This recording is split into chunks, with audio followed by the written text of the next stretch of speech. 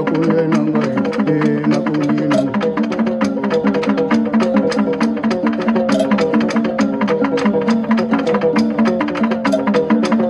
kitami jabe o we kundi nanga mutinja we bongi mulu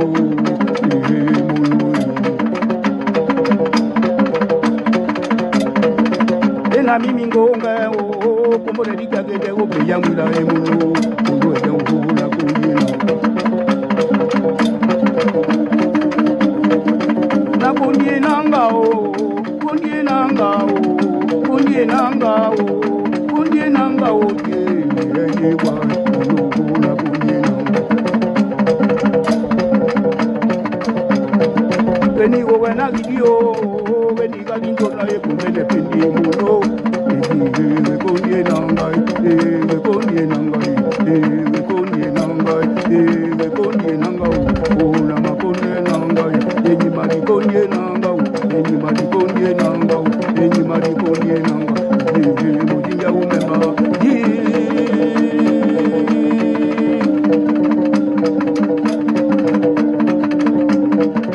Wajami mozunda o ne ya pemba umbuka mokoko e mulu mozunda mo wajami kujena pemba mo wajami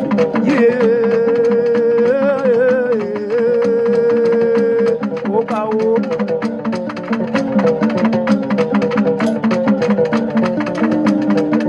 na bunye nangao bunye nangao bunye nangao imadi bunye nangao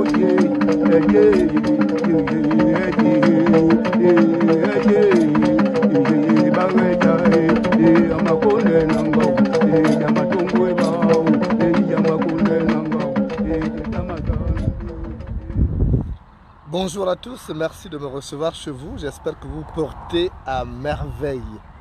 Le despote valétudinaire Ali Bongo s'est finalement rendu à Makoko, le chef-lieu du département, chef-lieu de la province de Logo-Ivindo, dans le nord-est du Gabon, comme prévu. En fait, on veut nous faire croire que ce type-là est bien portant, alors qu'en réalité, ce n'est pas ça. Donc, ce que je sais, c'est qu'il ne pourra pas tenir au rythme de la campagne électorale. Faire le tour du Gabon comme ça, c'est le défi qu'on lance à ce type-là. S'il est vraiment bien important, ce n'est pas la peine de toucher la Constitution pour modifier le mode de scrutin. On va voir comment il va tenir à ce rythme de faire le tour du Gabon. Donc, il a commencé avec Makoko. On espère qu'il ira ailleurs, dans toutes les 9 provinces. Il ne faut même pas qu'il s'arrête seulement au niveau de chef-lieu de province. Il faut qu'il aille jusqu'au niveau des départements. Là, on saura qu'il est bien portant. Voilà. Donc, mais moi, ce que je sais, c'est que ce type-là, il finira par s'effondrer. Parce qu'on lui fait faire des efforts vraiment, à la limite, surnaturels. Ce type-là devait se reposer. Mais Sylvia Bongo, comme elle aime l'argent, alors elle veut montrer que ce type se porte bien et qu'il peut se porter candidat à la présidentielle de 2023. Donc, il faut accentuer la pression. Ils sont allés, bon, Makoko, vous savez, Makoko, la particularité de Makoko, pourquoi? Makoko, c'est le lieu où la mafia kleptomane de Sylvia exploite de l'or.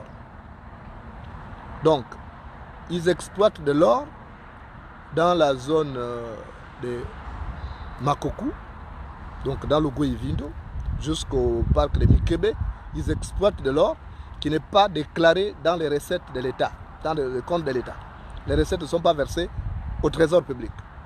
Donc c'est leur lieu.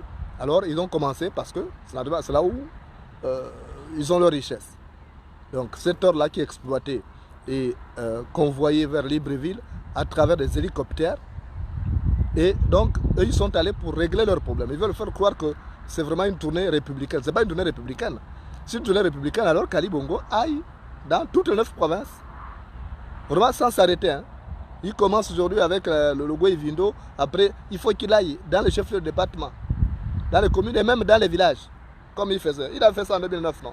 En 2009, on l'a vu prendre la route pour partir de Libreville, en passant par la route économique Lalopé, où il a dormi chez les Pygmées, où Zobandama l'a amené à aller féticher chez les Pygmées et tout ça. Mais il faut qu'il reprenne la même chose. Je suis surpris que ce type-là ait même fait la route, ait pris l'avion. Ils disent qu'ils ont conçu les routes. Pourquoi n'avoir pas pris ces routes-là? Puisqu'ils disent qu'ils ont conçu des routes au Gabon, que tout va bien, mais il fallait, pourquoi tout le monde, son fils et sa femme, avec lui-même, prennent des avions, et puis les esclaves là, les nègres de service, ont pris les voitures. Et vous allez apprendre qu'au retour, il va y avoir des accidents. Vous allez apprendre. Donc il y a toujours ces moutons-là qu'on sacrifie comme ça là. Donc, laissez ce type-là. C'est une erreur. Sylvia Bongo, je ne sais pas ce qui se passe dans sa tête. Mais elle va précipiter la mort de son mari comme ça. Parce que ce type-là a besoin de repos. J'ai vu l'image, on m'a envoyé l'image. Mais Ali Bongo n'est pas en forme. Mais comme il faut, coûte que coûte, démontrer aux gens qu'il va bien et qu'il peut se porter candidat à la présidentielle 2023 pour que la mafia que le Poutoman en place continue de siphonner les caisses de l'État. Donc ils sont obligés de la mener partout. Mais c'est qu'il s'effondrera au cours de ces tournées-là.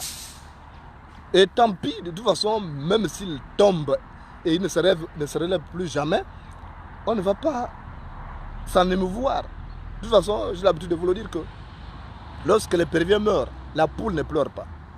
Lorsque l'épervier meurt, la poule ne pleure pas.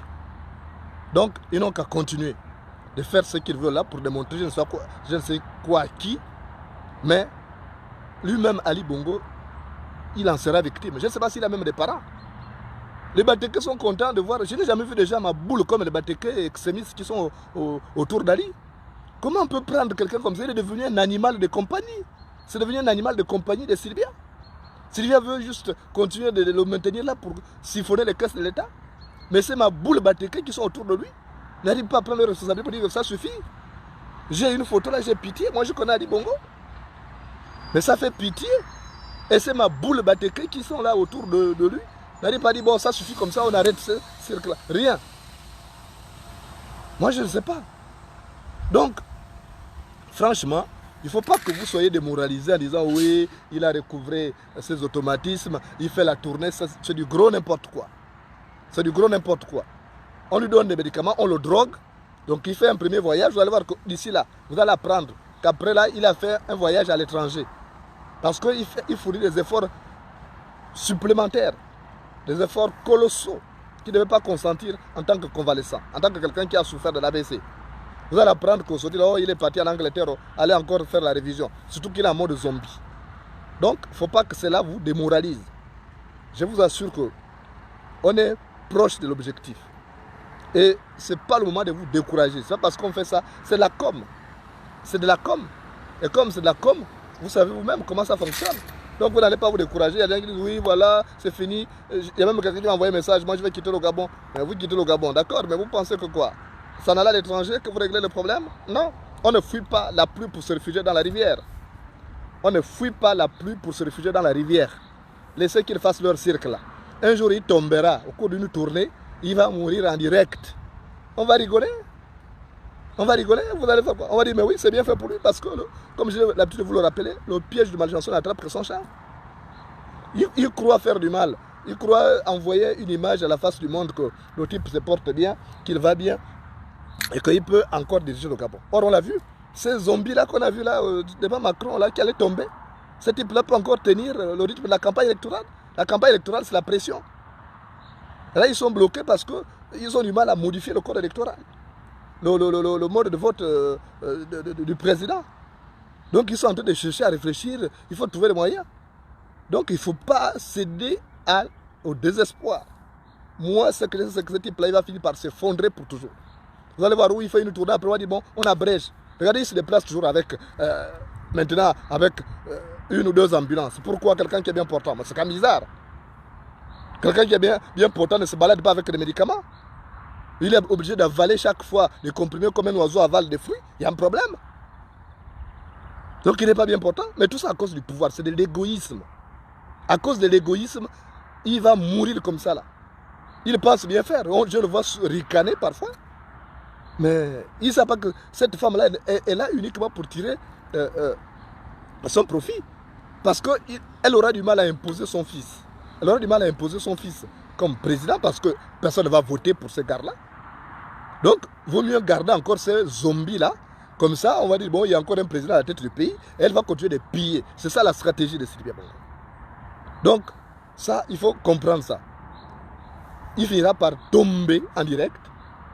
Si Macron n'était pas là, je ne sais même pas, vraiment, je ne sais pas pourquoi Macron l'avait même soutenu. Il fallait que Macron laisse tomber devant les caméras du monde entier. Mais je ne sais pas pourquoi Macron l'a encore soutenu. Moi, je ne sais pas, cet enfant-là aussi, vraiment, je ne comprends pas. Il fallait laisser ce type-là tomber. Donc, il va un jour tomber en direct. Mais tout ça, ce sera la faute de qui? J'espère que les Bateke auront des couilles pour demander des comptes à Sylvia Bongo, qui le prend en otage, qui le transforme en animal de compagnie. Voilà, c'est devenu son gadget politique pour continuer de siphonner les caisses de l'État. Donc j'espère que ce jour-là, les Bateke auront des couilles pour demander des comptes à Sylvia Bongo en disant, mais toi tu as maintenu notre fils là, voilà, il est tombé. Parce que ce que j'ai vu comme image là, de Bongo fatigué, ça fait pitié. Donc ce type-là n'a pas de parents finalement. Donc les Bateke n'ont des couilles que quand il s'agit de malmener les autres communautés, ils n'ont pas le courage de dire que ça suffit. Parce que le danger auquel on est exposé, c'est quoi? C'est de voir ce type-là mourir brusquement et puis le pays va être en ébullition. C'est ça. Or, il aurait gagné à passer pacifiquement le pouvoir à un autre citoyen qui a encore toutes ses facultés. Ça aurait été mieux comme ça. Ça devait faire l'économie de nos fragiles vies. Mais non, à cause des biens qui ne sont que périssables, on veut continuer de maintenir, alors qu'ils ont déjà suffisamment siphonné les caisses de l'État. Moi, je suis choqué de voir un peu comment les gens fonctionnent. Pour les biens, on reste là. Vous me voyez, moi, ma santé qui est précieuse, ma vie est précieuse. Je vais me sacrifier parce qu'il faut rester pour faire plaisir. Mais ça veut dire que lui-même, il est pareil. Ça veut dire que Ali Bongo est comme sa femme, ils sont pareils. C'est un couple de méchants, des gens cupides qui ne pensent qu'à eux. Mais sauf que cette cupidité-là, mais ça conduit au tombeau. La cupidité conduit au tombeau. Je vous dis souvent que quel que soit le goût du repas, n'avale pas ta langue. Quel que soit le goût du repas, n'avale pas ta langue. Parce que ce qui se passe là, c'est inacceptable. Je ne sais pas si mes parents de Timazok auraient accepté ça, mes parents enfants. Je ne vois pas mes parents enfants accepter que leur fils soit pris en otage par, excusez-moi,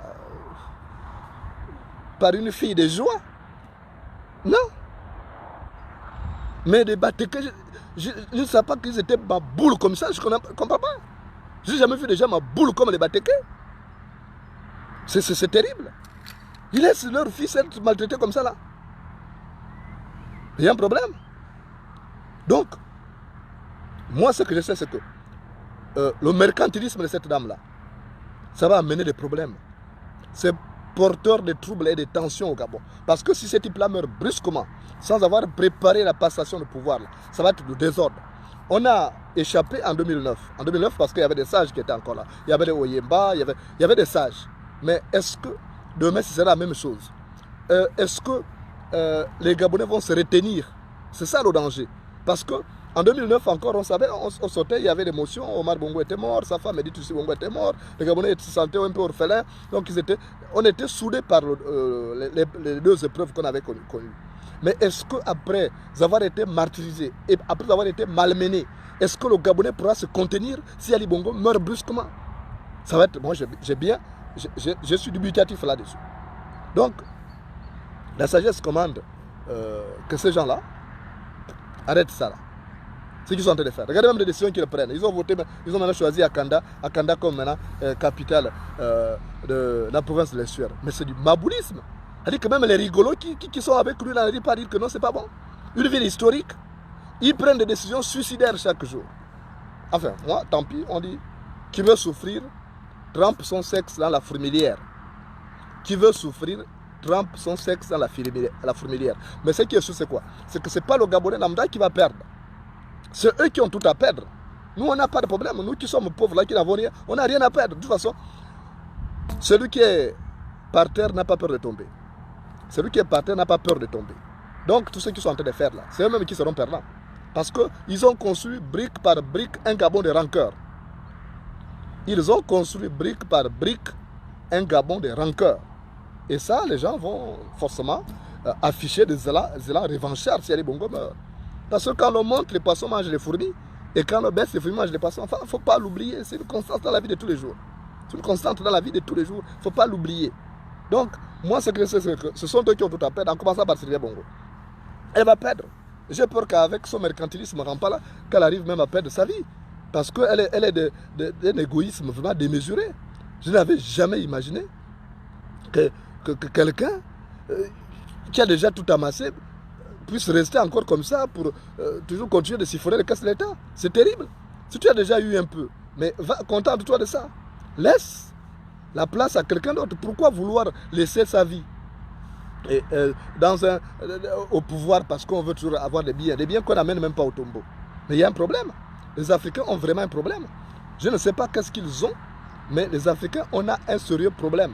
C'est pas normal. Mais Ali Bongo, là, il sera victime de sa femme, et elle-même, Sylvia Bongo, sera victime de sa cupidité, de son mercantilisme. Ils n'ont qu'à continuer à tenir Ali Bongo, mais elle n'a qu'à continuer à chercher l'argent du Gabon, mais ça viendra, le jour où ça viendra, elle sera surprise.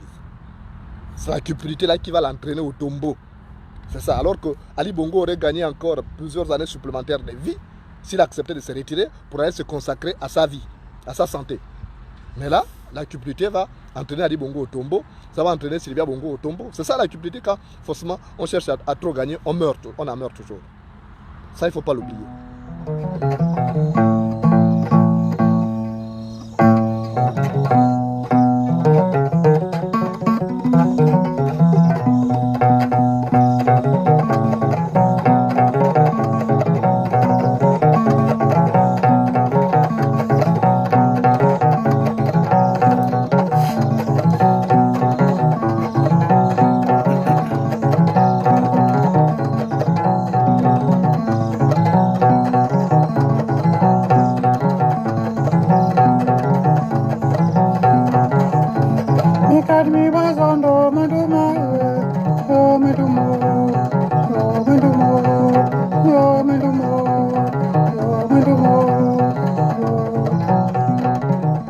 C'est dommage que les Batékés n'ont pas compris les appels de la patrie. C'est dommage qu'Ali Bongo n'a rien compris. Il comprendra peut-être quand il sera déjà au tombeau. Il n'a pas compris que cette dame-là est là uniquement pour unir le Gabon, que cette dame ne l'aime pas. C'est dommage. Je ne sais pas quel langage on va utiliser. Parce que celui qui n'écoute pas les vivants entendra la voix des morts. Celui qui n'écoute pas les vivants entendra la voix des morts. Ali Bongo n'a pas compris que cette femme-là, les femmes mauvaises, les femmes méchantes, comme Sylvia Bongo, amènent tout droit au tombeau. Je me souviens d'ailleurs d'une histoire que m'avait raconté mon grand-père au clair de lune au village. Dans un village, il y avait un jeune homme qui faisait ses pas sur le terrain escarpé de l'amour. Et il avait pris une fille qui était très prétentieuse, qui était cupide comme Sylvia Bongo comme ça. Sans croire que c'était même la jumelle de Sylvia Bongo. Cet homme s'appelait Mumbina. Donc, à fleur de l'âge, Mumbina avait choisi une femme avant de rencontrer Marundu. Une femme qui était très cupide. Elle ne voulait que du bien. Mais les gens avaient dit à Mumbina, fais attention, ta femme là, elle aime trop l'argent et puis c'est une petite sorcière. Mais Mumbina s'est fâché dès qu'on lui disait ça. Il s'est fâché, il disait quoi, ma femme sorcière, jamais. Et un jour, le père de Mumbina avait constaté quelque chose. Donc cette femme-là s'est transformée en bête. Elle s'est transformée en animal. La nuit, en loup pour aller bouffer le mouton, les chèvres de Mumbina et de toute la famille, parce que c'était pour toute la famille. Donc chaque fois on a constaté que le bétail de Mumbina c'est de peupler, en fait la famille de Mumbina. Et un jour le père de Mumbina a dit non, moi je ne comprends pas. Moi j'ai cherché chez les Nganga m'ont dit que c'est ma bru. Mais comment faire comprendre ça à mon fils? je suis allé voir mon fils. Il ne veut pas écouter que c'est sa femme qui se transforme la nuit en sorcière pour bouffer le bétail. Il faut que j'ai la preuve. C'est comme ça qu'une nuit, le père de Mumbina a pris son arme.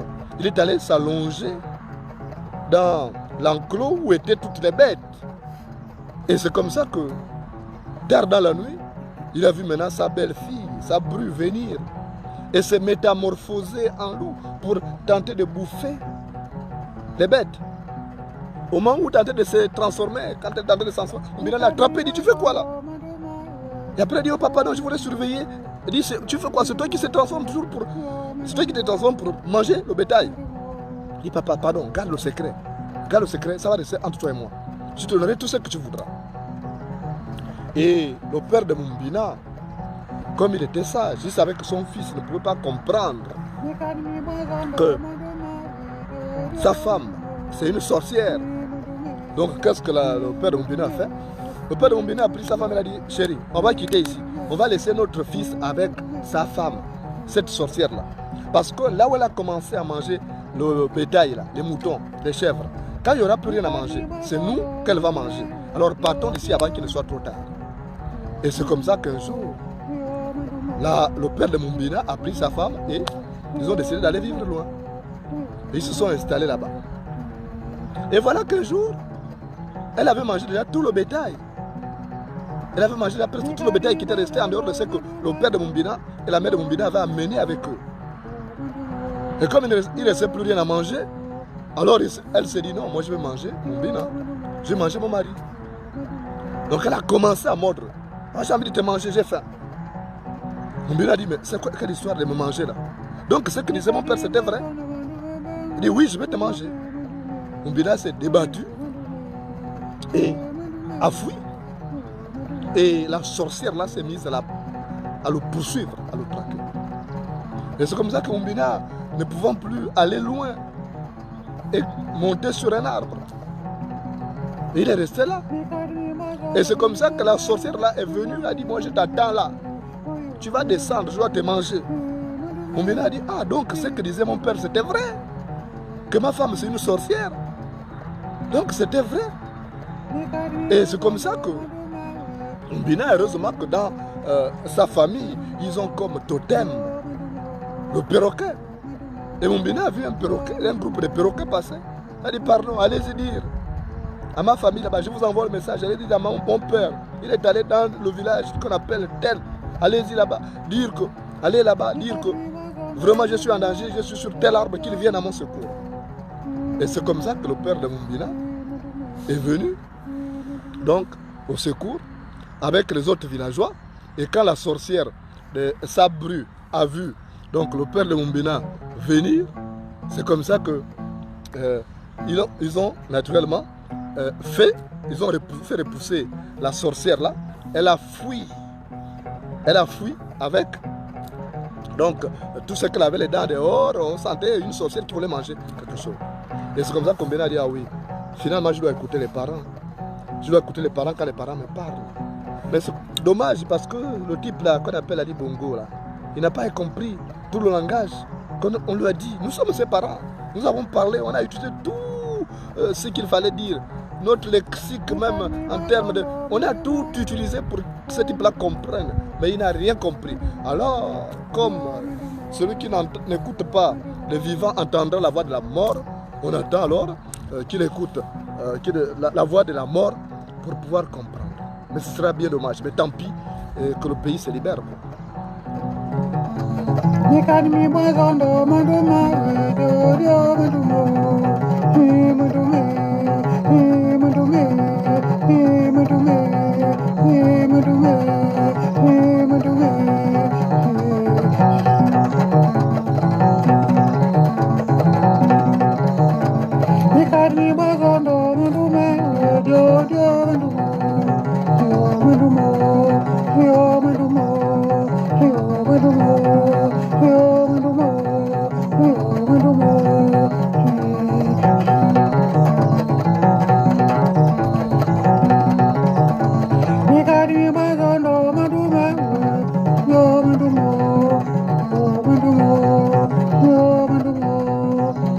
Yo,